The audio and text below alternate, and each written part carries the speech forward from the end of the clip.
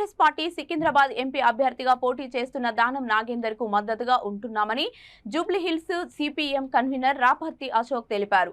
దానం నాగేందర్ గెలుపే లక్ష్యంగా ఆయన వెన్నంటి ఉండి ఎన్నికల ప్రచారం నిర్వహిస్తామని ఆయన అన్నారు.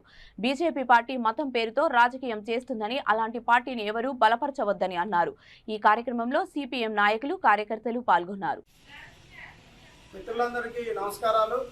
ఈరోజు కేంద్ర ఎలక్షన్లు భారతదేశంలో జరగబోతున్నాయి కాబట్టి సికింద్రాబాద్ పార్లమెంటు పరిధిలో మనందరం కూడా కాంగ్రెస్ అభ్యర్థికి ఓటు వేయాలని చెప్పేసి సిపిఎం పార్టీగా మీ అందరికీ విజ్ఞప్తి చేస్తా ఉన్నాం.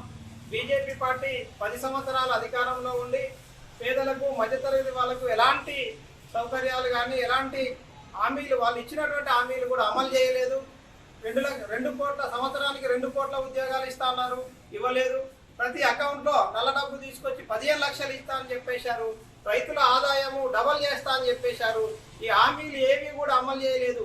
ఇప్పుడు మతం పేరుతోని మళ్ళీ అధికారంలోకి రావాలని చూస్తున్నారు. కాబట్టి ఈ మతత్వ విధానాలకు వ్యతిరేకంగా దేశంలో ఇండియా కూటమిలో భాగంగా కాంగ్రెస్ పార్టీకి ఓటేసి గెలిపించాలని చెప్పేసి మీ అందరికి విజ్ఞప్తి చేస్తున్నాం. సికింద్రాబాద్ ఎంపీ అభ్యర్థిగా దాన నాగేందర్ గారికి ఓటేసి, కాంగ్రెస్ అభ్యర్థికి అందరూ కూడా ఓటేసి గెలిపించాల్సిందిగా మీ అందరికీ విజ్ఞప్తి చేస్తా ఉన్నాం.